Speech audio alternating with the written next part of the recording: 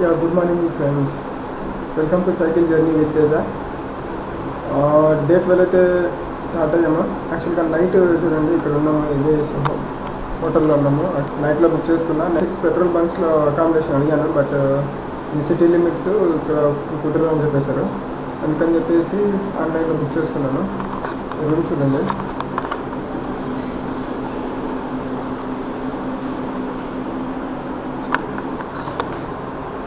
But room wifi అంతా okay కానీ but prices డిఫరెంట్గా ఉన్నాయండి.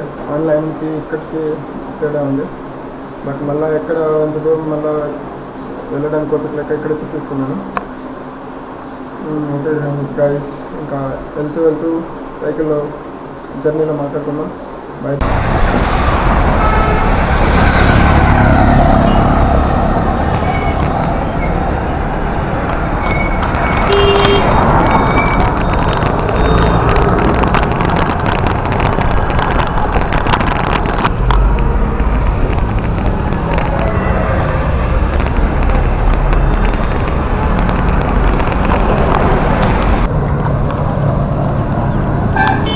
చూసారా ఇలాంటి రిక్షాలో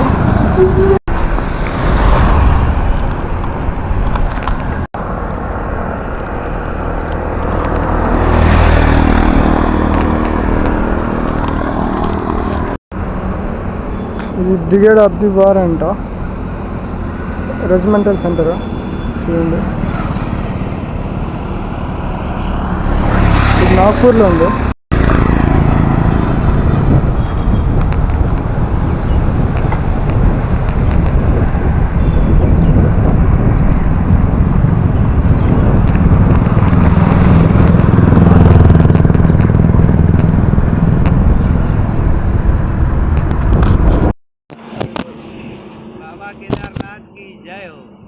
నాగ్పూర్ తర్వాత వీళ్ళు కలిశారు. చూడండి, బాగా మంచిగా మాట్లాడిస్తున్నారు కూడా. ఏమన్నా కావాలని అడిగారు, ఏమన్నా హెల్ప్ కావాలంటే కూడా చెప్పు మేము చేస్తాము అని చెప్పారు. వీళ్ళు మంచిగా మాట్లాడిచ్చారు. వాటర్ గీటర్ ఏమైనా కావాలంటే కూడా అడుగు, ఇస్తామని చెప్పారు. నాకే వద్దని చెప్పాను, నా దగ్గర ఉన్నాయని చెప్పాను. ఓకే, మంచి. ఫైనల్లీ నాగ్పూర్ అయితే దాటేస్తాము. ఇంకా ఆల్మోస్ట్ మొత్తం నాగ్పూర్ దాటిపోయినట్టే. ఇంకా ముందరికి ఒక బ్రిడ్జ్ ఉంది, ఒక రివర్ కూడా ఉంది.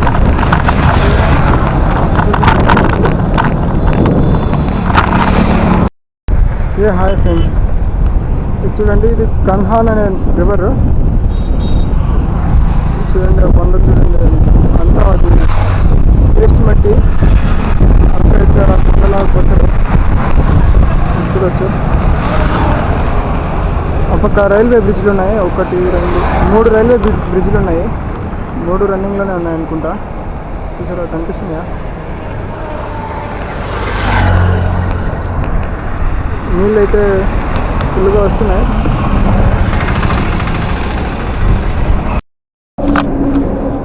హాయ్ ఫ్రెండ్స్, నాగ్పూర్ దాటి అయితే ఒక 20 కిలోమీటర్లు అయితే వచ్చాము.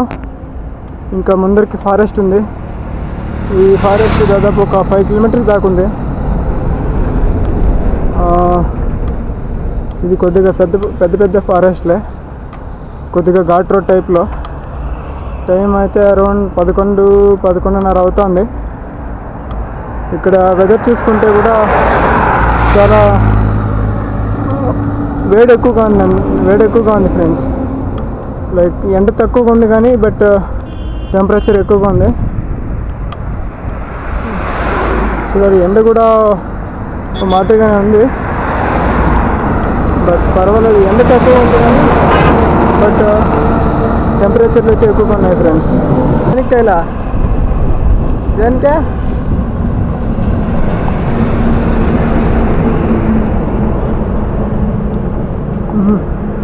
వాళ్ళు చిన్నోళ్ళ ఇంకా నా సామిరంగా ముందరికి మొత్తము అడవులే ఉండేది.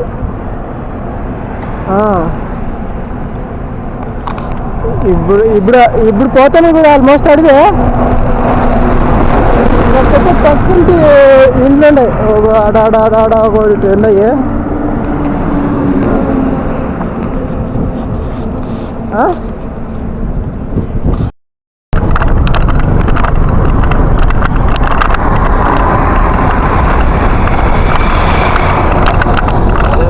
కేదార్నాథ్ ఆంధ్రప్రదేశ్.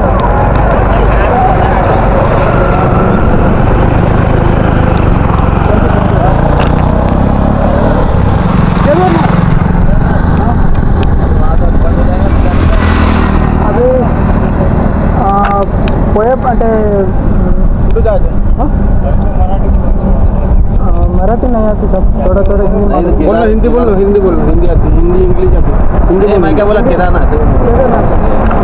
केदारनाथ बन जाएगा तो जाने तक अभी 10 दिन के बाद ओपन. अच्छा ये जाते तक ओपन. अभी मैं जाने के minimum 15 days after 15 days start will be to वो रूल बना रहा है कंटिन्यू है. अभी थोड़ा अच्छा कट करके अभी यूट्यूब पे डाल रहे हैं. अच्छा ये लोकेशन है अच्छा है ना, नॉर्थ में अच्छा नॉर्थ लोकेशन पहुँचेगा मतलब कस्ट नहीं वहाँ कब पहुँचोगे आप? अभी 15 days के बाद. अभी अच्छा बोल लेते हैं यार, अभी थोड़ा मालूम. अच्छा बोल रहना खाना कहाँ पर? रहना अभी पेट्रोल पंप पे, खाना वगैरह पूरा होटल. अकेले हो? हाँ अकेले हो. अभी बहुत दूर है ना, 2500 किलोमीटर से. कितना किलोमीटर होगा? 1200 किलोमीटर फिनिश होगा. 1200 हाँ फिनिश होगा. अभी 1300 है. फिर भी उतर जाएंगे कि सब नहीं हो जाएगा ये सब नहीं हो जाएगा. ये अभी छोटा वाले का ये यहाँ रहेगा. हमें बड़ा नहीं है ये, इसलिए मैं अभी चाइल्ड हुड तक पहले से स्क्रीन है ना. ఒక్కసారి మహారాష్ట్ర నేచర్ చూడండి, రోడ్ల పైన ఈ ఆవుల మంద చూడండి. మొత్తం అడవే, దాదాపు ఇంకా చాలా వరకు అడవే ఉందంట. చూసారా ఈ అడవుల్లో ఎక్కువ టేకు చెట్లు అవే ఎక్కువగా ఉన్నాయి. ఎక్కడో అక్కడక్కడ ఇలాంటి మామిడి చెట్లు కూడా అక్కడక్కడ ఉన్నాయి. ఇదే కనిపిస్తుంది వీడు చూడండి. వర్షంలో మహారాష్ట్ర అడవులలో వేరే లెవెల్ అసలు.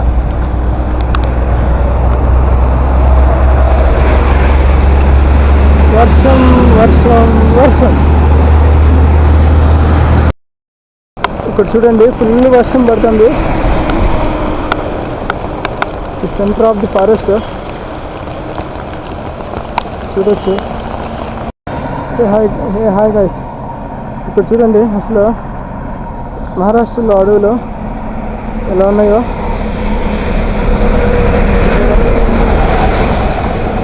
అప్పుడు చాలా పెద్ద పెద్దది చెట్లు కూడా చాలా హైట్గా ఉన్నాయి, లైక్ కేరళ ఫారెస్ట్ టైప్లో. ఒకసారి అడవులు చూడండి ఎట్లా లొకేషన్ ఉందో.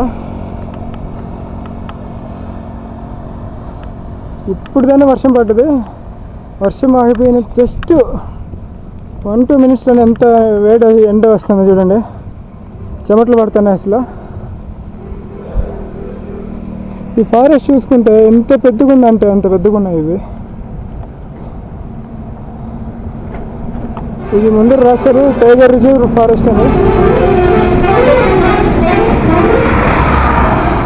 నడుచుకెళ్ళేటోళ్ళు కానీ అలాంటి వాళ్ళు ఎవరు కనిపించలేదు ఈ ఫారెస్ట్లో, ఓన్లీ వెహికల్స్ కనిపిస్తున్నాయి. కానీ ఫారెస్ట్ మాత్రానికి చాలా పెద్దది, చూసుకోవచ్చు మీరు కూడా. కాకపోతే ఈ ఫారెస్ట్లో మేజర్గా ఈ టేకు చెట్లు ఎక్కువ ఉన్నాయి. మేజర్గా చూడవచ్చు, అక్కడక్కడ వేరే వేరే చెట్లు కూడా ఉన్నాయి, కానీ majority of the trees only teak wood ఉంది. చూడవచ్చు. ఇప్పుడు మనం వెళ్తున్నాం కదా, ఈ ఫ్లైఓవర్ జంతువుల కోసం కట్టారండి. కింద అటు ఇటు జంతువులు పోవడానికి కట్టారు, చూసుకోవచ్చు. ఇలాంటి కట్టడం నేచర్కి చాలా యూస్ఫుల్ అండి. నేచర్ని కాపాడాలంటే ఇలాంటివి చేస్తూ ఉండాలి. చేసుకోవచ్చు అంటే యానిమల్స్కి ఇలాంటివి ఉండడం వల్ల అటు ఇటు పోవడం తిరగడం జరుగుతుంటుంది. దానివల్ల వాటికి ఎటువంటి డిస్టర్బెన్స్ ఉండదు, చూసుకోవచ్చు. ఫ్లైఓవర్ కూడా చాలా పెద్దగానే కట్టారండి, దాదాపు 1 కిలోమీటర్ దాకా ఉంది. ఒకసారి చూడండి ఇక్కడ అండర్ పాస్ ఎలాగుందో. కింద ఏం లేదు, నార్మల్గా ఫారెస్ట్ టైప్లోనే ఉంది. ఇటువంటివి ఉండడం వల్ల జంతువులకి ఎటువంటి డిస్టర్బెన్స్ లేకుండా ఉంటుంది. వర్షం పడడం వల్ల చూడండి పొగ ఎట్లా వెళ్తుందో కనిపిస్తుందా మీకు? మోస్ట్లీ కనిపించకపోవచ్చు, బట్ నాకైతే ఇక్కడ కనిపిస్తుంది. ఫుల్ ఎండ కూడా ఫుల్ ఎండ వచ్చేసిందండి. చూడవచ్చు నాకు ఎప్పుడు చెమట పట్టింది అసలు వేడిగా, ఎంత వేడిగా ఉందంటే అంత వేడిగా ఉందండి. వర్షం పడ్డదన్న ఇక్కడ చూసుకోవచ్చు మీరు, అండర్ పాస్ అక్కడ కనిపిస్తుందా మీకు కింద? అంటే నార్మల్గా ఫారెస్ట్ రాగానే ఉంటుందండి కింద. ఇలాంటివి ఉండడం వల్ల నేచర్కి చాలా చాలా చాలా యూస్ఫుల్ అండి. నేచర్ కాపాడడానికి తీసుకోవాల్సిన మెయిన్ జాగ్రత్తల్లో ఇలాంటివి ఒకటి. నేను అనుకున్నట్టు 1 కిలోమీటర్ కంటే చాలానే ఉంది ఇది. ఫారెస్ట్ చెట్లు కూడా చాలా పెద్దగా ఉన్నాయి. వచ్చేసారా, ఇవి నారింజ తోట. ఇన్ని రోజులకి ఇక్కడ కనిపించింది నాకు. ఇక్కడ ఫారెస్ట్ చూసుకుంటే ఎంత ఇదిగా ఉందంటే, ఎంత బాగుందంటే అంత బాగుంది. ఎప్పుడైనా మాటలు అయితే సరిపోవట్లేదు.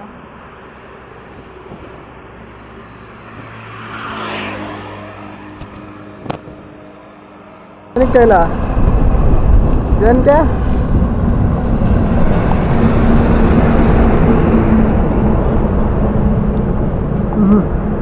వాళ్ళు చిన్నోళ్ళ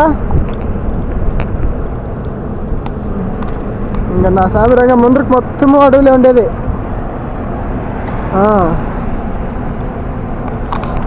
ఇప్పుడు ఇప్పుడు ఇప్పుడు పోతానే కూడా ఆల్మోస్ట్ అడిగే పక్కింటి ఇండ్లు ఉన్నాయి, ఆడ ఒకటి ఉన్నాయి.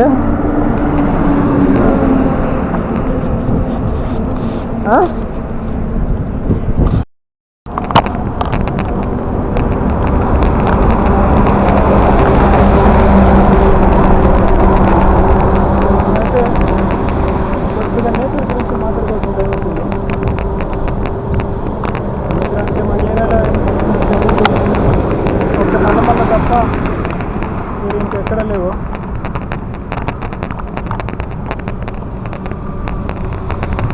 ఇలాంటి ఫారెస్ట్ అంటే వర్షాలు భారీగా పడతాయి,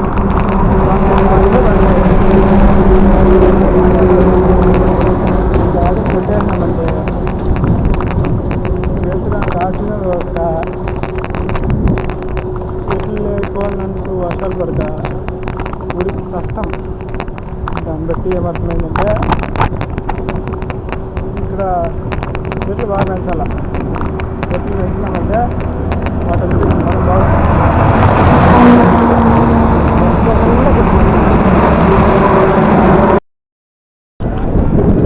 హాయ్ గైస్. ఇంకా మహారాష్ట్ర అయితే ఇంకా 20 కిలోమీటర్లు ఉందంటే సాయంత్రం కల్లా మహారాష్ట్ర దాటుకోబోతున్నాం. అంటే మధ్యప్రదేశ్కి పోతున్నాం అన్నమాట. ఇంకా మహారాష్ట్ర గురించి మాట్లాడుకుంటే మెయిన్గా పంటల విషయానికి వస్తే ఎక్కువ పత్తి, అక్కడక్కడ జొన్నలు ఉన్నాయండి. వెజిటేబుల్స్ ఏది ఏం కనిపించలేదు, కానీ చెరుకు అక్కడక్కడ ఉంది. బట్ ఇది నాగ్పూర్ ఏరియా ఆరెంజ్ ఫేమస్ అంట. బట్ కాకపోతే నాకు ఒకే ఒక్క చోట మాత్రం కనిపించాయండి నారింజ పంటలు, అంటే నారింజ తోట ఒకే చోట కనిపించింది, అంతకుమించి కనిపించలేదు నాకు. ఇంకా వీళ్ళు బట్టి విషయానికి వస్తే కొద్దిగా సీనియర్ సిటిజన్స్ ఎక్కువ ఆడవాళ్ళు మగవాళ్ళు మొత్తము గోచులు కట్టారండి. అంటే ఎక్కువ గోచులు కట్టారు. ఇంకా యూత్ అయితే నార్మల్గానే ఉన్నారు. ఎక్కువ వీళ్ళు మొహాన్ని కప్పుకుంటారు. అంటే మొహానికి ఏదో ఒక కర్చీఫ్ లాంటిది ఆడవాళ్ళు ఆల్మోస్ట్ 90% కట్టుకుని ఉన్నారు. లేకుండా అయితే నేను ఎవరిని చూడలేదు. మోస్ట్లీ సీనియర్ సిటిజన్స్ తప్ప మిగతా ఆల్మోస్ట్ ఆడవాళ్ళందరూ మొహానికి గుడ్లు కట్టుకున్నారు. ఇంకా జెంట్స్ విషయానికి వస్తే ఒక ఆల్మోస్ట్ ఎక్కువ శాతం మంది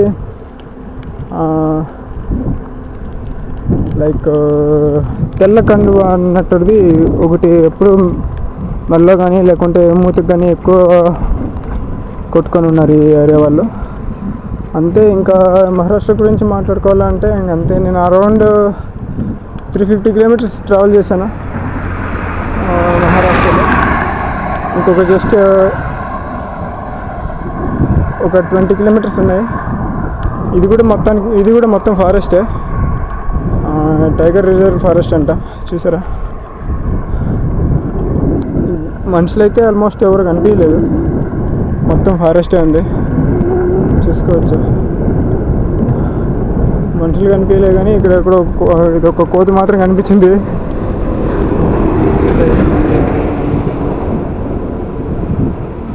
ఓకే గైస్, ఇంకా ఈరోజు ఈవినింగ్ కల్లా మధ్యప్రదేశ్లోకి ఎంటర్ అవబోతున్నాం.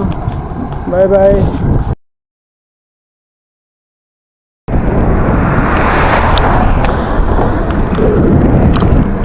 యాక్చువల్గా నేను ఆదిలాబాద్ అడవిలో పెద్దది అనుకున్నాను, కానీ ఇక్కడ చూస్తే ఆదిలాబాద్ కంటే మహారాష్ట్రలోనే ఎక్కువగా ఉన్నాయి. చాలా వరకు పెద్ద అడవులే, చిన్న చెట్లు ఇలాంటివి కాదు. దాదాపు ఒక 50 ఫీట్స్ దాకా ఉండే చెట్లు ఉన్నాయి. ఇక్కడ మెయిన్గా చూసుకుంటే టేక్ చెట్లు, మోదుగు చెట్లు, వీటిని మా ఏరియా వాళ్ళు బీడీ చుట్టూ ఆకులు అంటారు. ఆ మాండ్లు ఆ మాండ్ల పేరు అయితే నాకు తెలియదు. అవి ఉన్నాయి. ఆల్మోస్ట్ ఎక్కువ శాతం అయితే టేక్ చెట్లే ఉన్నాయి. అక్కడక్కడ వేరే జాతులు ఉన్నాయి, కానీ ఎక్కువ శాతం అయితే టేక్ చెట్లు అవే ఉన్నాయండి. ఆదిలాబాద్ కంటే మహారాష్ట్ర అడవుల్లో చాలా పెద్దగా ఉన్నాయి. నేనైతే దాదాపు 12 గంటల నుండి మొత్తం ఫారెస్ట్ రేంజ్లోనే ట్రావెల్ చేస్తున్నాను. అక్కడక్కడ చిన్న విలేజ్లు ఉన్నాయి. చిన్నవంటే కూడా ఒక 10 ఇంట్లు దాంతకు మించి లేవు. హాయ్ ఫ్రెండ్స్, ఎంటర్ అయిపోయాము.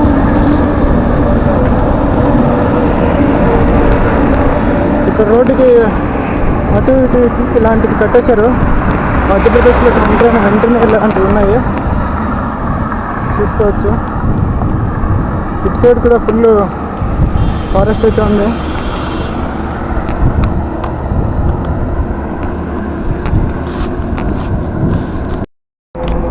Hello hi guys, welcome to cycle journey with Teja. Time అయితే ఇప్పుడు 3:30 అలా అవుతుంది. మొత్తానికి మధ్యప్రదేశ్లోకి అయితే ఎంటర్ అయిపోయాము. మహారాష్ట్ర దాటేసాము. మధ్యప్రదేశ్లో కూడా ఆల్మోస్ట్ మొత్తం ఫారెస్ట్ ఏరియా ఉంది. చూడండి, మొత్తం కనిపిస్తుంది.